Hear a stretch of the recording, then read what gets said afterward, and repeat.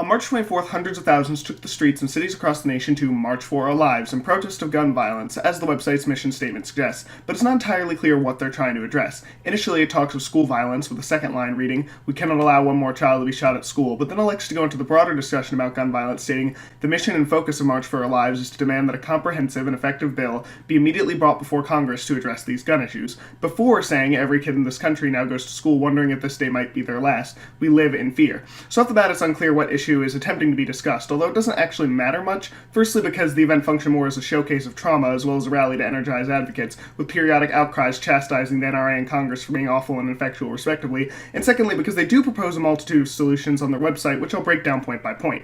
1. Properly funding the CDC and other organizations so that they can research the issue of gun violence. This is a solid position, and it's baffling that this has gone on for as long as it has. If you can't research the issue, then coming up with solutions is a bit hard, especially when you have a case like the United States, where its circumstance in terms of gun differs from a lot of the rest of the world. And if you're genuinely confident that your position is correct, you really shouldn't be afraid of investigating the issue. It would certainly bring a lot to the debate, even if it's not particularly conclusive. Secondly, modernizing the ATF. For all the pro-gunners harping on about enforcing existing laws, I fancy this something that we can all get behind. The ATF is crippled by its archaic record systems and lack of periodic inventory information from gun stores. Lifting these handicaps allows a potential reduction in deaths and doesn't require introducing restrictive measures. 3. Universal background checks. It's given the overwhelming support for such a measure and that it isn't particularly restrictive. It's again one of those things that's aggravating to see that it hasn't been done ages ago. Whilst dedicated to seizing criminals naturally circumvent laws, it does prevent some individuals from getting guns in a painfully easy manner.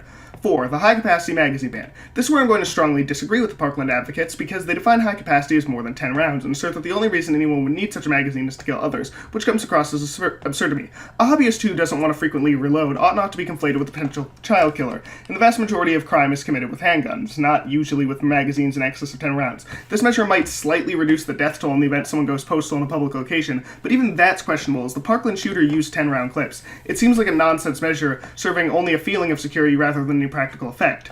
Point 5. Limiting firepower, which I presume entails a renewal of the 1994 assault weapons ban, which is where this gets fun. The constitutionality of the law has been debated, and it was challenged as a violation of the Ninth Amendment, Interstate Commerce Clause, and Equal Protection Clause. In all of these cases, the law was upheld, but it was never challenged on Second Amendment grounds directly. However, there is some potential insight in the case of D.C. versus Heller, which struck down D.C.'s handgun ban, but also stated, quote, "Like most rights, the Second Amendment is not unlimited. It is not a right to keep and carry any weapon whatsoever in any manner whatsoever and for whatever purpose. For example, the concealed weapons prohibitions have been upheld under the amendment or state analogs. The court's opinion should not be taken to cast doubt on long-standing prohibitions on the possession of firearms by felons and the mentally ill, or laws forbidding the carrying of firearms in sensitive places such as schools and government buildings, or laws imposing conditions or qualifications on the commercial sale of arms. Miller's holding that the sorts of weapons protected are those in common use at the time finds support in the historical tradition of prohibiting carrying dangerous and unusual weapons.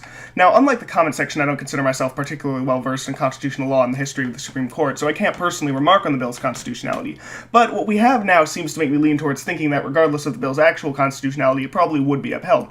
But with what effect?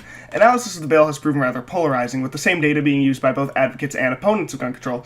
It had minimal effect on the gun crime on the whole, but that may reflect its loopholes. But a decrease in mass shootings events has been cited by advocates. However, the proposal offered here is that a measure institute a buyback program for those present and to close loopholes in the 1994 ban. At this point, it's all speculative, but I don't see a substantial reduction in deaths even within the limited context of mass shootings, as the figure commonly cited by advocates doesn't account overall death toll mass shootings, just number of mass shooting incidents in which 6 or more people died.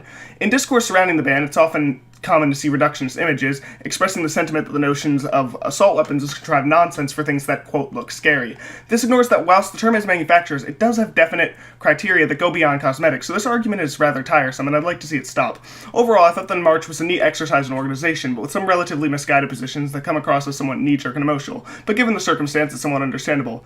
With some of the things that they've been advocating being long overdue, it isn't surprising to see this issue has culminated in a demonstration like this, and I like to see improvement in both our laws and the level of discourse, but I'm not holding my breath.